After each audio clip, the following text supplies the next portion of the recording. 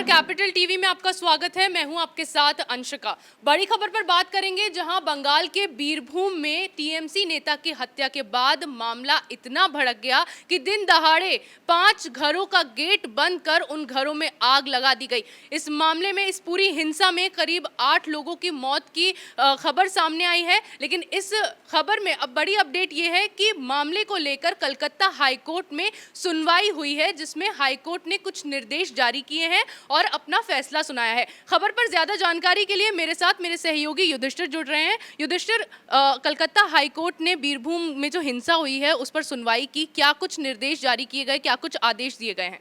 देखिए, सबसे बड़ी पहले जो बात कही है, कोर्ट ने ये कहा है कि उस हिंसा वाली जगह की वीडियो रिकॉर्डिंग की जाए और वीडियो रिकॉर्डिंग के लिए जो कैमरे की निगरानी के लिए जब जो मतलब किसकी जो लगाए जाएंगे कैमरे, किसकी निगरानी में, यानी कि जज की निगरानी में कैमरे लगाए जाएं।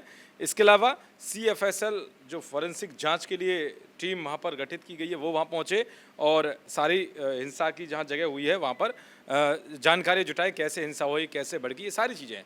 लेकिन अब इससे जाहिर है कहीं ना कहीं ममता बनर्जी की मुश्किलें ज़रूर बढ़ गई हैं, क्योंकि ममता बनर्जी एक तरफ कहते हैं कि अब मेरे आने के बाद कोई राजनीतिक हिंसा नहीं होगी, लेकिन बहादुर शेख के साथ क्या हुआ?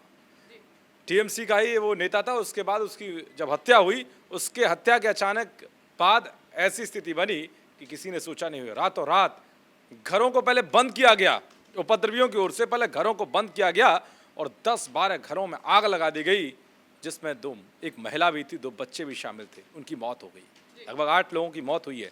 लेकिन ममता दीदी कुछ नहीं समझ रही है, उन्हें समझ नहीं आ रहा क्या करें।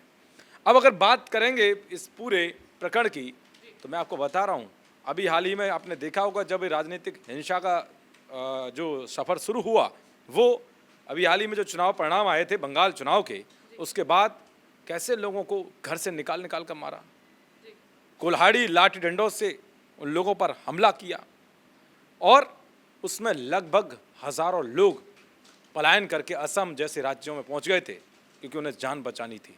अपने घरबार को सबको छोड़कर वो पलायन कर गए थे। इसके अलावा जब उन उपद्रवियों की पहचान की गई, वो पहचान कैसे की गई? जब खुद केंद्र सरकार ने इस मामले पर संज्ञान लिया तो 9,800 लोगों पर FIR हुई, जिसमें सिर्फ 1,000 लोगों को जेल भेजा गया और जेल भेजने के बाद सिर्फ और सिर्फ 800, उसमें सिर्फ 200 लोग बचे जेल में, 800 लोगों को जमानत मिल गई सिर्फ जिस तरह से अब मामला भड़का है, हालात बिगड़ते नजर आ रहे हैं, हाईकोर्ट ने भी अपना फैसला सुना दिया है, तो उसके बाद अब हाईकोर्ट में भी जो सुनवाई हुई है, उसके बाद बीजेपी और TMC के बीच में एक सियासी जंग छिड़ गई है। देखिए, अभी ये तो आप पार्टी की बात कर रहे हैं, अब देखिए गवर्नर साहब ने क्या कहा है कि बंगाल में मानव अधिकारों का उल्लंघन हो रहा है।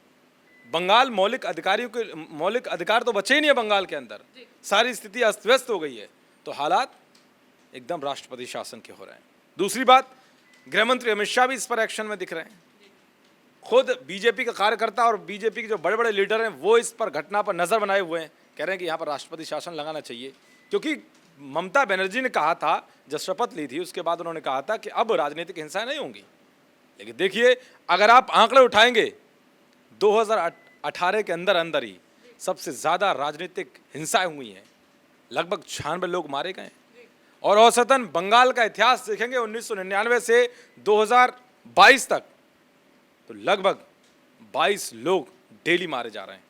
तो सोचिए कैसी स्थिति बनी हो बंगाल में। मुझे लगता है कि राष्ट्रपति शासन लगना चाहिए और लग रहा है कि जिस तरह से ये कलकत्ता हाईकोर्ट ने इस पर संज्ञान लिया है और ये फैसला सुना है और बताया है कि यहाँ कैमरे लगाए जाएं जहाँ पर हिंसा हुई है, अब उसमें क्या कुछ देखने को मिलता है, ये बड़ी बात होगी। TMC की राज में जिस तरह के हालात अब बंगाल में बनते जा रहे हैं, उसके बाद ममता बनर्जी के जंगल राज की यहाँ बात निकल रही है, राष्ट्रपति शासन लगाए जाने की मांग की जा रही है। ज़्यादा जानकारी के लिए मेरे साथ इस खबर पर अरुण जी जुड़ रहे हैं। अरुण जी, जिस तरह से हमने देखा बंगाल के इतिहास में भी हम देखते आए हैं कि इसी तरह की घटनाएं पहले भी हो चुकी हैं। वहाँ जब बंगाल के विधानसभा चुनाव हुए थे, उसके बाद बीजेपी कार्यालय में आग लगा दी गई थी और अब जो हालात बन गए हैं, TMC नेता की हत्या कर दी गई, उसके बाद मामला इतना भड़क गया, राष्ट्रपति शासन लगाए जाने की मांग की जा रही है। देखिए, बंगाल में कुछ नहीं बदला। पहले वामपंथियों के हाथ में सरकार थी, वामपंथी चला रहे थे पश्चिम बंगाल को, अब जिहादी चला रहे हैं। ममता बनर्जी कई बार कहती हैं कि बीजेपी बदले की भावना से राजनीति कर रही है, लेकिन ममता मैडम एक बात समझ लीजिए, अगर आप सांप को दूध पिलाएंगी फिर भी वो जहर ही उगलेगा।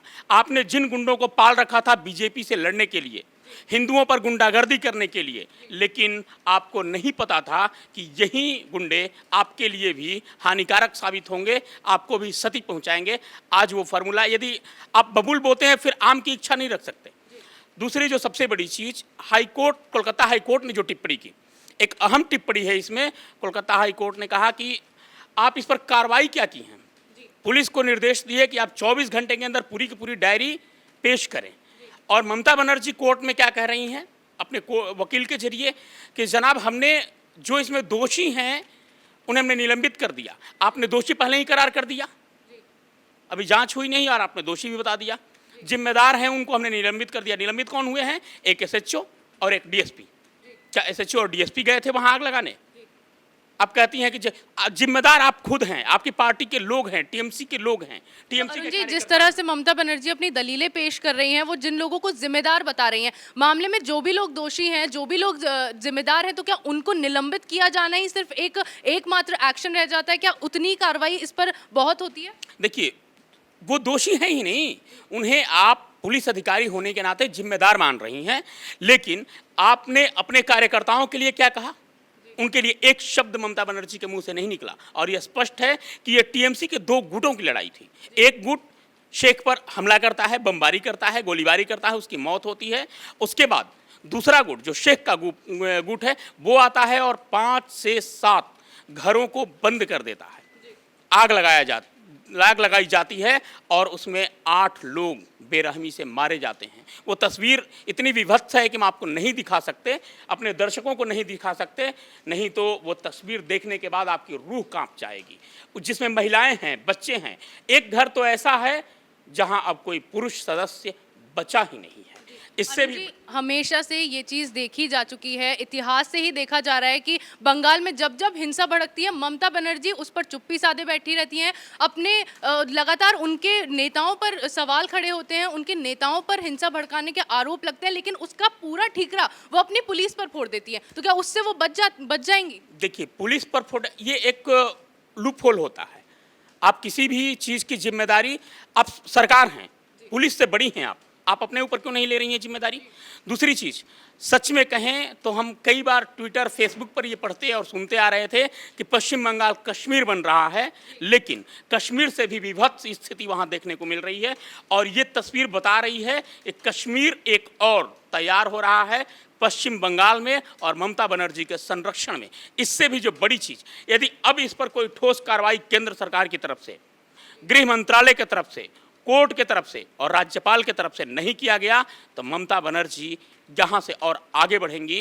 टीएमसी के गुंडे पूरे पश्चिम बंगाल को जलाने में कोई भी कोताही नहीं बरतेंगे। जी बिल्कुल, हमने आपको बताया बीरभूम हिंसा के मामले में आज कलकत्ता हाईकोर्ट में सुनवाई हुई। कई आदेश निर्देश जारी किए गए फॉरेंसिक के लिए। सीएफएसएल की टीम को यहाँ साक्ष्य जुटाने के लिए मौका वारदात पर भेजे जाने के आदेश जारी किए गए हैं। इसके अलावा सीसीटीवी कैमरा जिला जज की मौजूदगी में लगाए जाने की बात कही गई है। साथ ही मौका वारदात की 24 घंटे निगरानी करने के भी आदेश जारी किए गए हैं। लेकिन सबसे बड़ी बात यह है कि इतिहास से ही ये देखा जा चुका है कि ममता बनर्जी के राज में किस तरह से जंगल राज चलाया जा रहा है और अब इसको लेकर ममता सरकार के ऊपर सवाल किए जा रहे हैं। साथ ही राष्ट्रपति शासन लगाए जाने की भी मांग की जा रही है। साथ ही अब अगर इस मामले में कोई भी सख्ती नहीं बरती गई और इसी तरह के हालात बंगाल में पैदा होते रहे तो ममता बनर्जी की सरकार तो वहां खतरे में पड़ी जाएगी। साथ ही राष्ट्रपति, वो दिन दूर नहीं है जब राष्ट्रपति शासन भी बंगाल में लगता दिखाई देगा। इस खबर पर हमारी नजर बनी रहेगी। कैमरा पर्सन भोला के साथ मैं अंशिका, कैपिटल टीवी।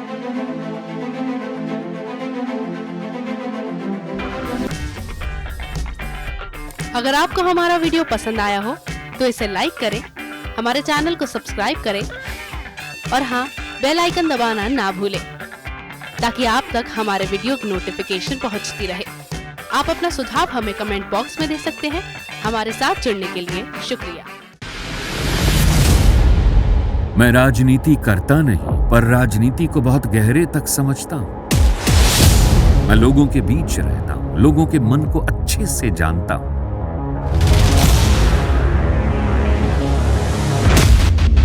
पब्लिक और पॉलिटिक्स की हर नब्ज को खूब पहचानता हूं। संघर्ष की सियासत से सत्ता के सिंहासन तक मैं हर खबर से खरा सच निकालता हूं। न कोई दौड़, न कोई race. Capital B, Uttar Pradesh.